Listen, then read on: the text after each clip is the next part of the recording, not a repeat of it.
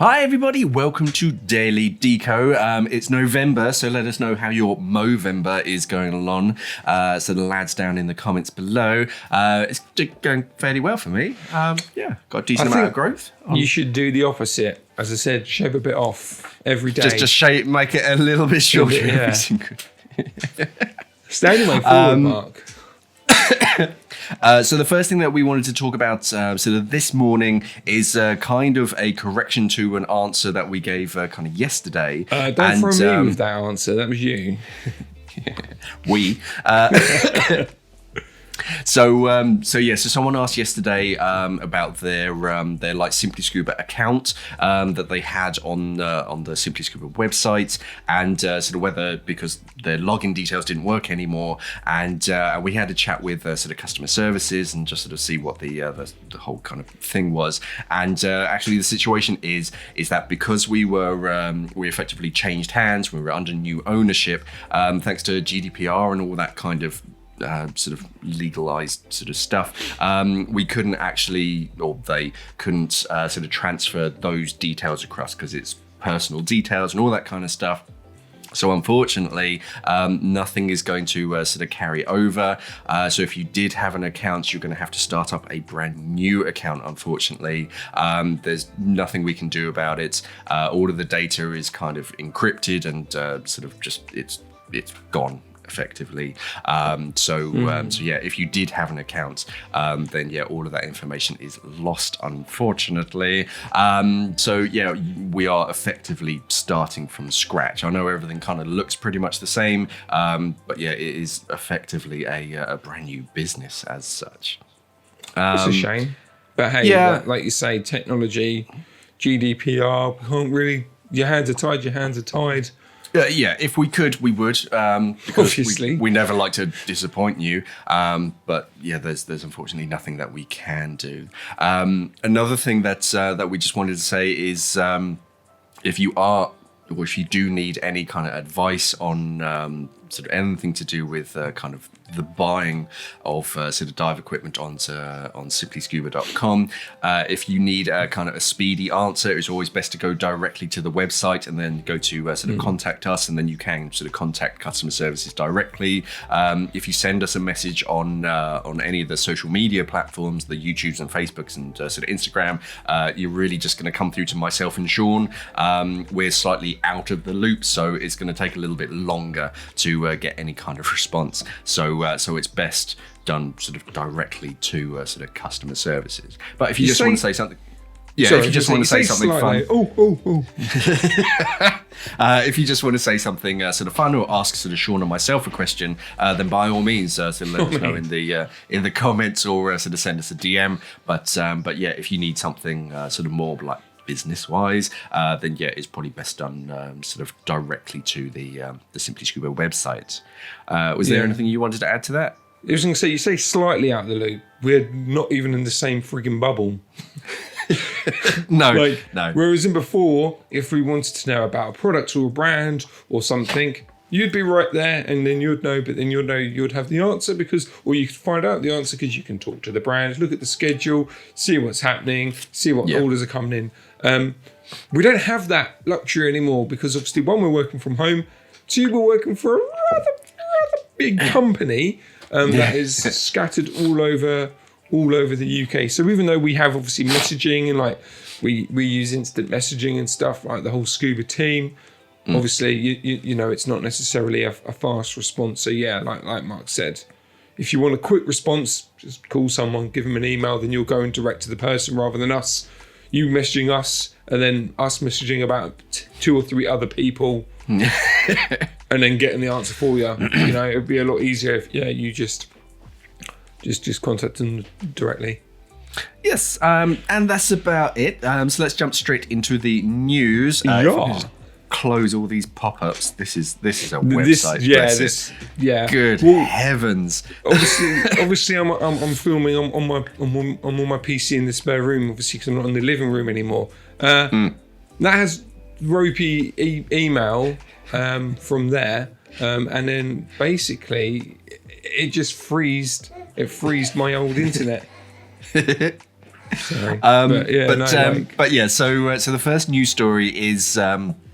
If you didn't know, if you're not from the UK or you just haven't been watching the news lately, obviously on Thursday we're going to be sort of going into a lockdown here in the UK, basically just to sort of swell any kind of sort of increase in coronavirus cases. And a detective, a police detective, has basically sort of sworn that sort of every single morning throughout the winter during this lockdown, she's going on a morning swim out in the ocean without a wetsuit or anything. And she says that she's planning to continue it even beyond sort of lockdown. So she's going to do it for the next 5 months, and it's all to raise money for the Marine Conservation Society. So yeah, wow. She says awesome. She loves it.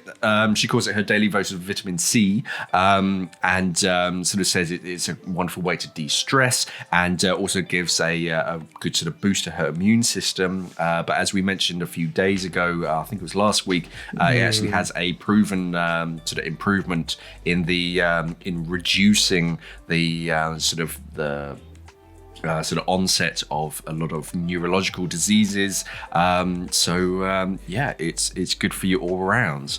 It looks awful. I mean, I remember the first time. I jumped in to what do you call it, a lake in wintertime in a wetsuit, and you jump in and you go, oh, this feels fine. Actually, this wetsuit's amazing, and then that cold trickle just finds its way down the back of your neck. And, it's cold. But it's just one of those things. Just, dive in. And after the first few seconds, you kind of get used to it. Now, obviously, we do have to mention sort of cold water shock. So do be careful. It's best not to literally just jump into sort of cold water, because your body's natural response is just to sort of gulp as much air. And if you're under the water, it will just gulp water. So do be very careful with that. But yeah, it's a nice story, and she's doing it for a sort of good reason. She's raising money for charity as well. There's a Just Giving page if you want to contribute. She's calling it the Chatter Challenge, which is quite hard to say early in the morning. Chatter Challenge. But yeah, well done to her. That's cool, man. I'll put that Just Giving page. I'll put it in the link. So it's down there. Next up, Kate Winslet has just bashed Tom Cruise off his underwater record. So if you remember that sort of scene in Rogue Nation, Mission Impossible, where Tom Cruise he's holding his breath, he has to sort of insert a card and swap a card under the water whilst spinning around. So whilst filming that, he actually set a record. Obviously not a breath hold record, but it's a breath hold record for filming a Hollywood movie. He held his breath for 6 minutes. I don't think it was 6 minutes exactly, but that's all the sort of news articles really say. Oh, it's 6 minutes. But Kate Winslet on the set of Avatar 2, James Cameron's sort of new movie, she held her breath for 7 minutes while scening an underwater scene. For those of you that don't know, a lot of the next Avatar movie is going to take place underwater. James Cameron obviously loves underwater. From what I understand of filming The Abyss, he wasn't the best director for his actors. I don't think the actors liked him by the end of filming. But yeah, she sort of set a new record for Hollywood actors sort of filming underwater, which is cool. I pass out just holding my breath for about 15 seconds. So for 7 minutes, it's amazing. And it's taken it off from Tom Cruise, mate. He's all Mr. Action. So I'm glad that someone else has got it. Next news story is all about sharks, but it's a good news story about sharks, which is quite rare in this day and age, unfortunately. You only tend to see all the bad news stories about sharks. But this one is actually how sharks, as well as tuna and mackerel and other sort of top end predators in the water. They can actually, or scientists have been studying how they can affect the sort of carbon sort of problem in the planet, and they've worked out that actually sort of commercial fishing is actually doing more damage than they had previously estimated, because basically what they studied is, because fishermen, they go in with their huge nets and whatnot and they catch a whole bunch of fish, they're dragging all of this carbon that's kind of stored in the fish, and they're dragging it out of the ocean. They're bringing it into the our sort of can't even think what we basically eat and consume this fish, and then it sort of gets stored in land, and then eventually it goes up into the ozone. Whereas when it's sort of big predatory fish, they eat these sort of smaller fish that they normally catch, and they store it in their bodies. But then when these big fish like sharks die, they end up going straight down to the bottom. So instead of just kind of hanging around in the sort of water flow, a lot of these dead fish that sort of take a long time to sink down to the depths, these predators, they'll sort of eat that, they'll consume that carbon, but then when that predator dies, it just goes woof straight down to the bottom, and then that carbon gets kind of stored up and locked down at the bottom of the ocean, where it doesn't sort of affect climate change. So sharks doing some good. To be brutally honest, I don't think this will make too much change to the sort of global fishing industry. But again, it's just another kind of point. It's like, well, we told you so. We told you way back when. Eventually something will change. But yeah, well done, sharks. Another good thing that they're doing for the environment that people didn't previously know. Round of applause. It's awesome, man. It's good. And the final news story is a slightly worse one. And I imagine people can sort of imagine that this has already happened. But apparently, used plastic masks and gloves are making their way into water bodies across India. How is that possible? So, I mean, I've noticed it, taking my dogs for a walk. You're walking along, and of course, there's a disposable sort of face mask just sort of cast aside. And where sort of in 2019, I mean, I quite like I can't remember what it's called. When I visited Australia, they have a sort of a challenge, and they put these signs up sort of as you're going to the beach, and it says, I think it's like the pick up 3 challenge, and it's literally as you're walking along, just pick up 3 bits of trash, and I used to do that. So yeah, I'd sort of see a bit of trash and you just sort of pick it up. I usually sort of walk with a bag anyway, so I just kind of put it in there. But now with sort of COVID, and you don't really want to kind of touch stuff, so I kind of look at it and I go, I don't really want to touch that face mask. So I don't know, I might invest in a litter picker, so I don't have to physically touch the stuff. You're so cool, but Mark. I try. Cool. I try my best. It's I always look at that, do as I say, not as I do. I was like, actually, I should probably be doing this stuff that I recommend people to do. So yeah, if I see something, I mean, the last thing that I picked up was it was one of those shiny metal balloons that had just got caught in the trees and stuff, and I was just like, well, that's just going to stay there forever. So I kind of crumpled that up and threw that in a trash can. But yeah, obviously the newest scourge is sort of PPE that people, I think a lot of the time, because they're sort of written as like single use or disposable, people just think, just like throw it away, but they just literally just throw it away. They don't throw it into a trash can or anything. Granted, I know that some people do legitimately, like, it gets taken away by the wind, or it falls out of a pocket, because they're not going to be loud, they're not going to clang as they hit the ground. But yeah, I have noticed quite a few sort of masks and stuff. Not even in the water, just out and about. Out and about. Yeah. But what really frustrates me with them is if they have been disposed of. I mean, obviously, I know that not everyone carries a knife or scissors. You need to cut the friggin' elastic. Yes. Because that is to recycle them. Yeah, to recycle them or whatever, however you dispose of them. Cut the elastic, because they're almost like, I don't know. Well, it's going to be like you have the plastic beer can scenario, but you're getting that on fit, and because again, they either fall off accidentally or people are just like, nah, whatever. I've used it once. I'm going to chuck it. That's when local wildlife picks it up. So it's actually affecting, from marine life all the way up to squirrels or whatever. They can pick it up. So if you've got it, just cut. Just please cut. Just cut it. And the thing that gets me is that people, they just keep buying reusable masks, and they're just using them hopefully once and then sort of throwing them away. Like, well, why don't you just invest in one that you can wash and use again and again? It works out cheaper in the long run, and they're not that expensive. But I have 3, and I just rotate them. Just give it a wash. I have my primary one. I have a sort of a backup mask in my car, and then I have a backup mask in my house just in case I kind of forget. And sort of one gets washed, and then you transfer to the other one whilst that one's drying. Is your secondary one? Is it yellow? No. Why? Like an Octo. You got your primary stage. No, it's like black and blue.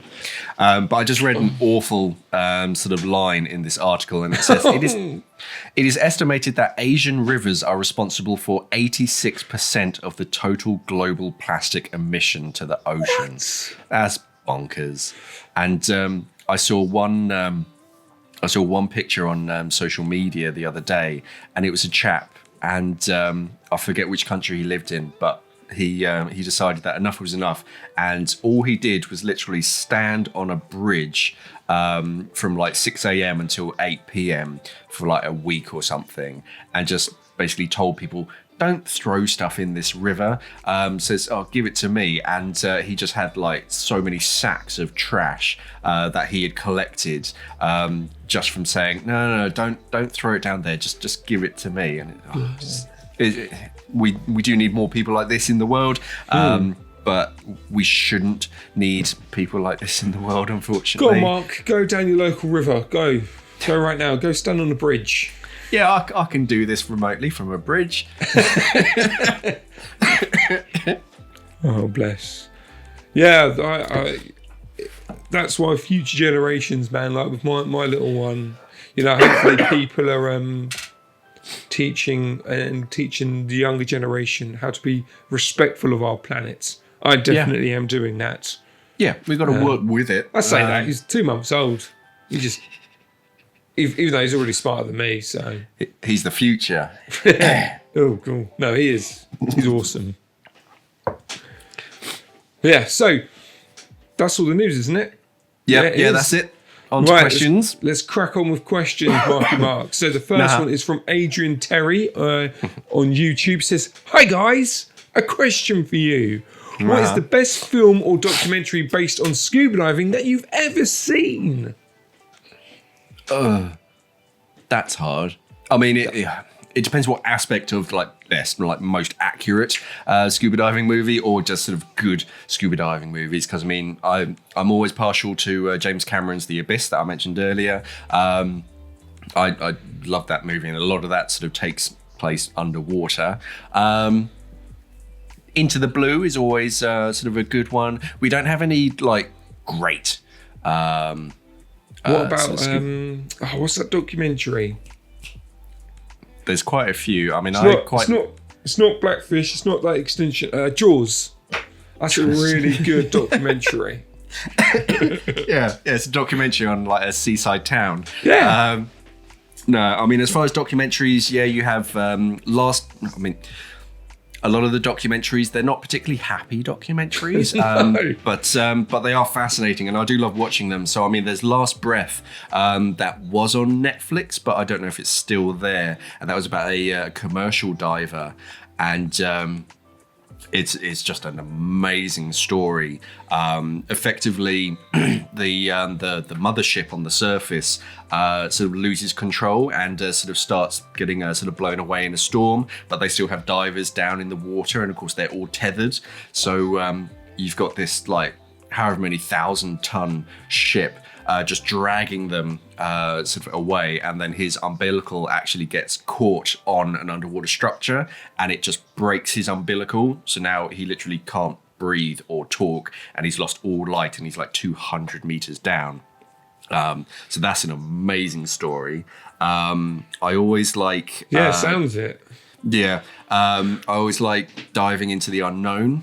So that's about a group of technical divers who they were planning to dive an underwater cave system, and some of their buddies sort of died down there, and of course it was too deep for police recovery divers to sort of go down, and they effectively just closed the entire site and just said no, we're going to leave them down there because it's too dangerous. But this group of divers, sort of in secret, effectively, they planned a dive. They recovered their buddies, and they brought them not quite to the surface, but to a sort of a sensible depth. And then at the end of it, they basically call the authorities and just say, right, we've done this. You can find their remains here. You can recover them now. And it's a wonderful story. Again, it's not happy, but it is an amazing story, and there's some amazing sort of in water shots, and then you get a lot of the like nature documentaries, sort of shark extinction, and Ocean Ramsey did one that I watched on the plane. I can't remember what it was called, but that was very interesting. But yeah, as far as more like Hollywood movies, I don't know. We don't have a great deal of like amazing ones. The Meg. They're doing a sequel to that. You got the Meg. Yeah, I mean, you got Into the Blue. That's the quite... Shallows. But you only watched that for Blake Lively, let's be honest. Yeah, and she never scuba dives. That's more of a surfing movie. It's got a shark in it. It's fine. It does, yeah, and it is a true and very accurate representation of sharks in the wild. It is. No, we don't have that many sort of great scuba diving movies. Eventually, we'll get one. Well, I'm sure Avatar, that'll kind of be a scuba diving, but it'll be like an alien scuba diver. Yeah, there was a good one that we used to have in the dive center, and that starred Jean Reno, but I can't remember the name of it. Wow, couldn't have been that good. No, it's because I never owned the DVD, so I can't really remember. I just sort of hit repeat. But yeah, that was quite interesting. You had sort of like two opposing free divers and whatnot. But yeah, let us know your favourite sort of scuba diving movie down below, because I can't really think of too many amazing ones. There was the cave diving one. I can't remember what it was called though. I blocked it from my memory. Okay. They're effectively exploring a cave system, and then there's a storm which traps them inside, and then they have to go deeper into the cave to get out. And they're trying to like buddy breathe with full face masks, which doesn't work. Wow. On a rebreather as well, which doesn't work. It does. They did it in the movie, so then it can be done in real life, Mark. Come on. Well, Hollywood doesn't lie. They didn't do it very well in the movie. Spoiler alert. Oh. If you haven't seen it. Well, on that bombshell, let's move on to the next question. But yeah, no, seriously, list your favourite movies down below. Inspire some people.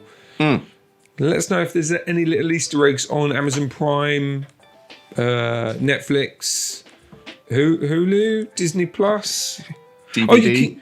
I saw what is it? Is it Sea Lab, the cartoon? They've got that on Prime.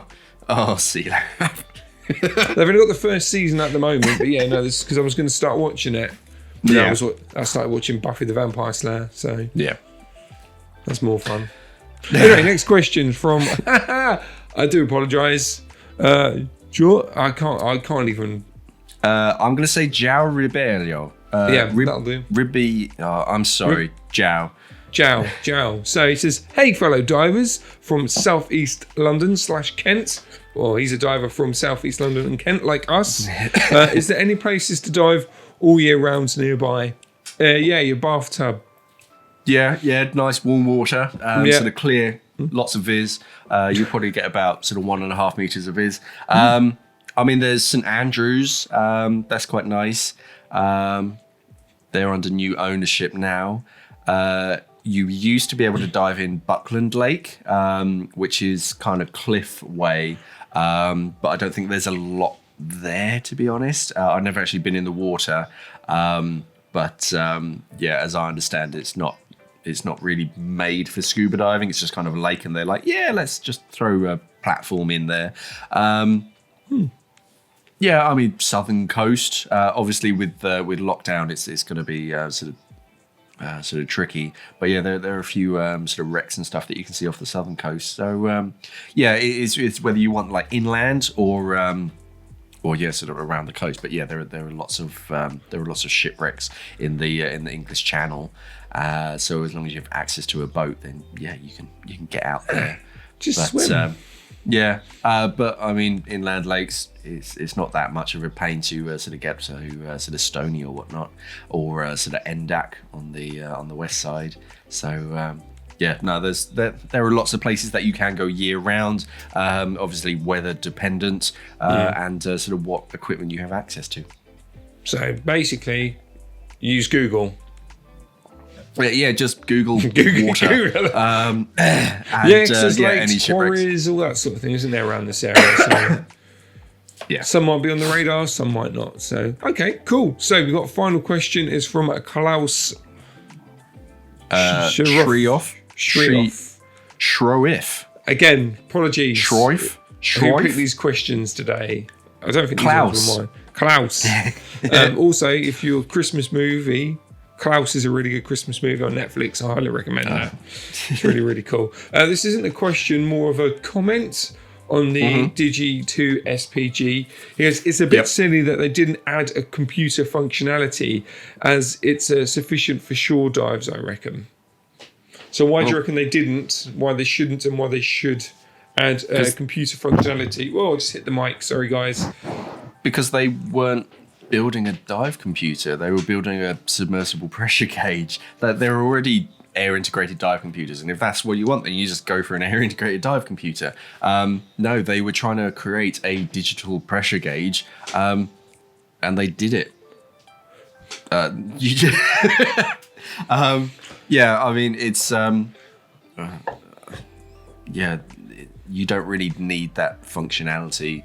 I'm trying to think of an analogy, but I can't really come up with one, because it's like, well, you don't really need it, because that's not what they were trying to design.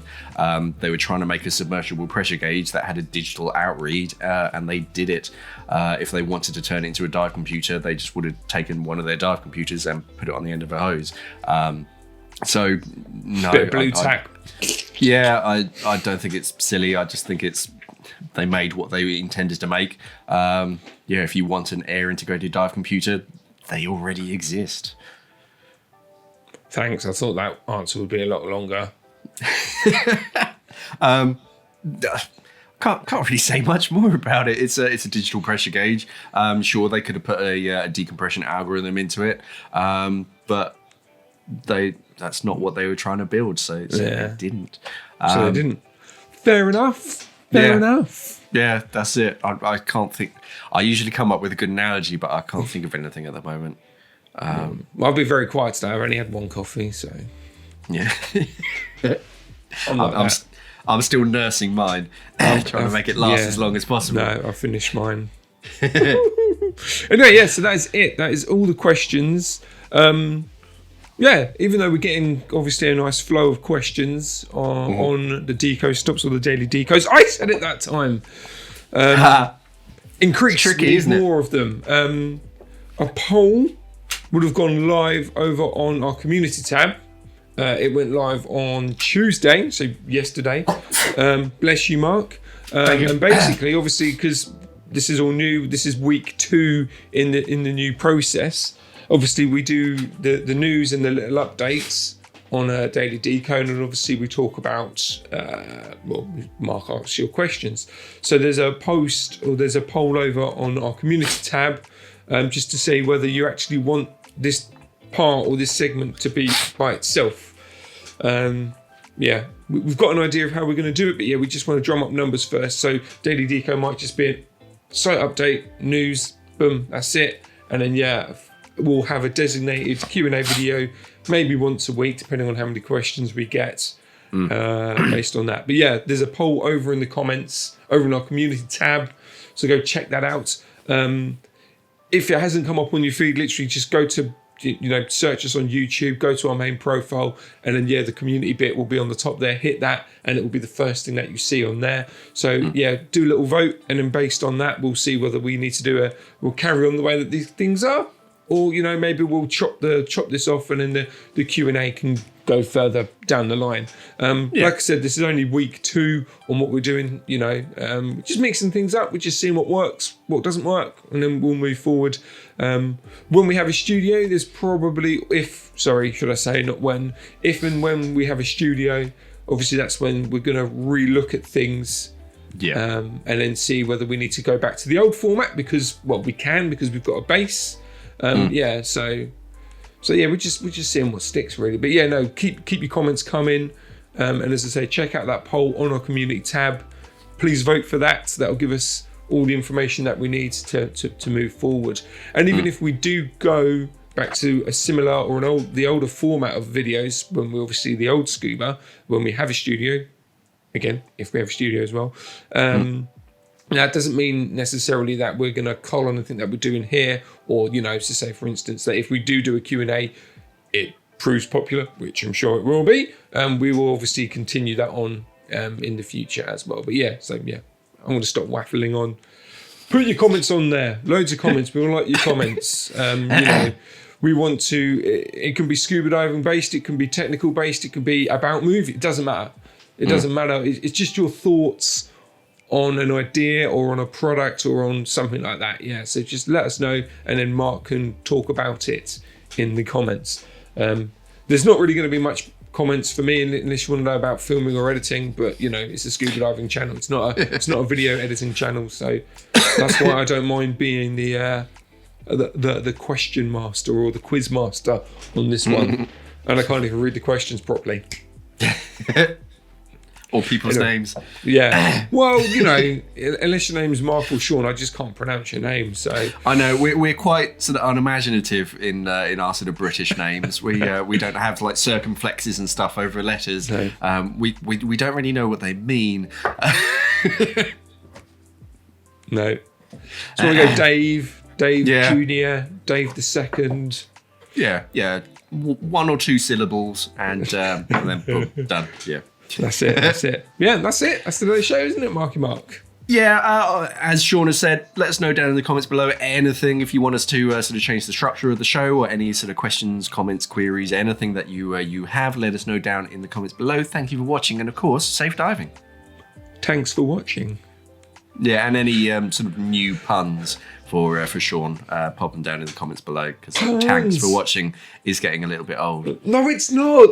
It's only been week 2. You can tank off, mate.